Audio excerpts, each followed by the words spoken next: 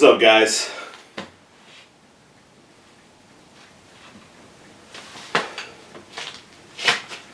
So I worked like 14 hours today, just a long day. That's why I didn't have a chance to vlog or do anything other than this. So this is filler, a filler vlog. I went on Facebook and I asked for some questions. I figured I could at least do like a Q&A section, something like that. All right, I need to loosen up. Cue the Q&A intro.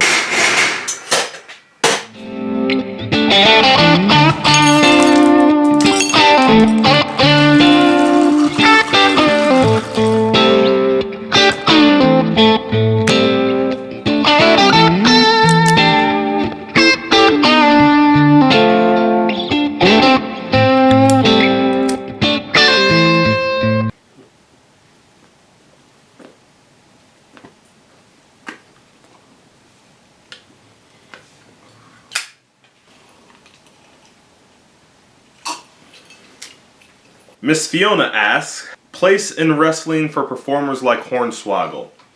So I assume you mean like comedy performers, not, little person performers.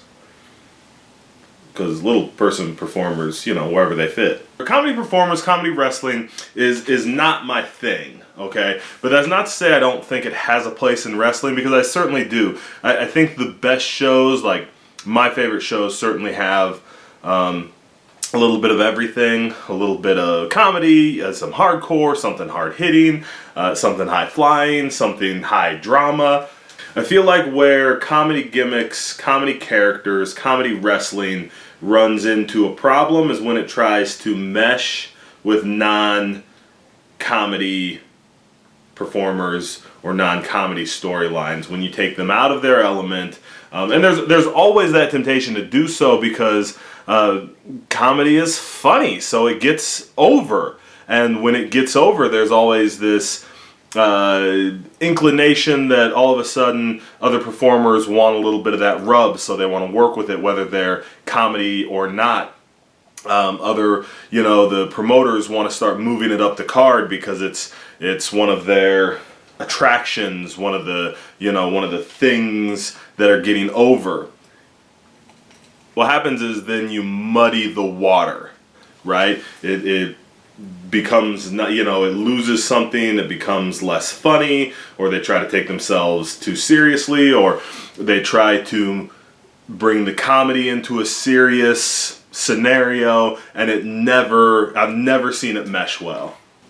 Question number 2 from referee Scott. What got you into wrestling? In high school, my best friend Scotty Cash called me one night and said, I know you're not really a wrestling guy, but you got to see this, man. WCW is doing this thing with Hulk Hogan's a bad guy, and there's the NWO, and Dennis Rodman is a wrestler now, and I was intrigued, and so I started going over to Scott's house every single Monday night. Very quickly, like I came to see Hogan and Rodman, but as soon as the first time we flipped channels and I saw The Rock, I was a WWE guy, and I was like, NWO, Hogan, yeah, whatever. Who's The Rock? Referee Scott also asks, what's your advice for younger talent just starting out?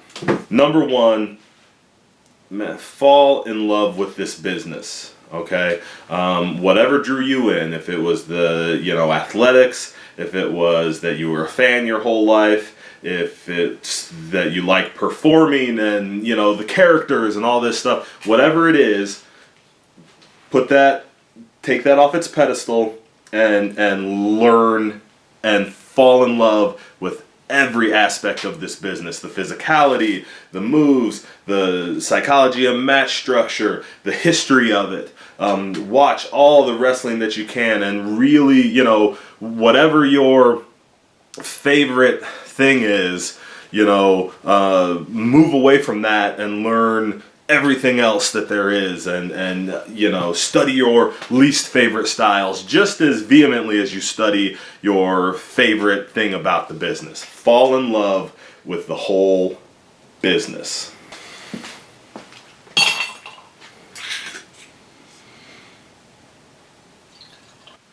Steve asks, the difference / similarities of working the opening match to a card versus one that has to follow a match that killed the crowd. There's a lot to unpack in that one.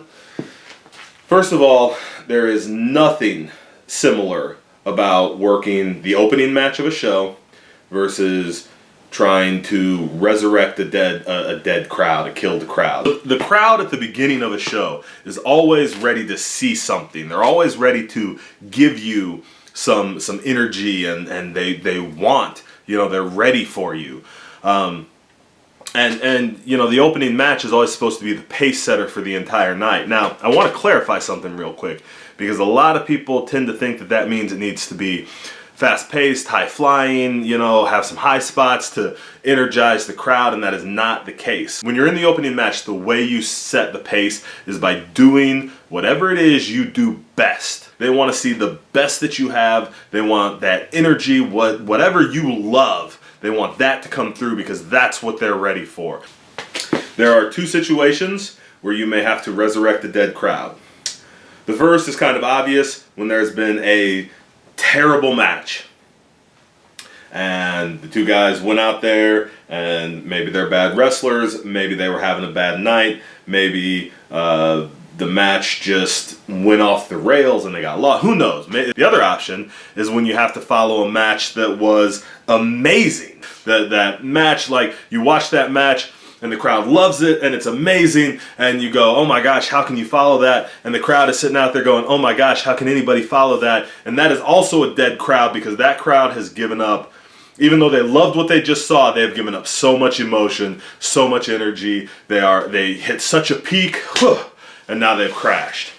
The way you resurrect either crowd is the same. If you go out there and try and give them all this energy and try and resurrect them and come on guys, yeah, all right, you just look like you're trying too hard, and you're going to have the opposite effect, because you're throwing so much energy at them. They're going to, you know, they don't have the energy to take in the energy that you're throwing at them. So you have to be patient. You have to build something slow, and the best thing is if you have a story in your match that you can draw them into, and that you can take your time and give them those few moments to recover, mind you. Like, you know, they will give you that energy. They still want to see a good show. They want to see somebody who can follow that, but they need to recover, and they need something that's going to draw them in, something that is going to bring them back into investment, and then by the end of the match, give them something that they are invested in. Lucas asks, what's the best way to cook a steak? Is there a bad way to cook a steak? Man, why is this like the hardest question to answer? My favorite way is honestly just a little bit of seasoning. I use garlic salt, onion salt, and then I throw it on the grill. It's got to be grilled, right? Because you got to have a little bit of that char. But I mean, other than that, chop it, slice it, serve it to me hot now. I'm happy. Steak. Everyone who asked a question, thank you guys. I had fun with it. I hope you did too. If you have a question for me, go ahead and drop it in the comments, or you could find my Facebook and send it to me over there. I'm definitely going to do more Q&As, because I'm definitely going to have more long days where I need an excuse to come out and make a vlog out of sitting in my garage with a cigar and some whiskey.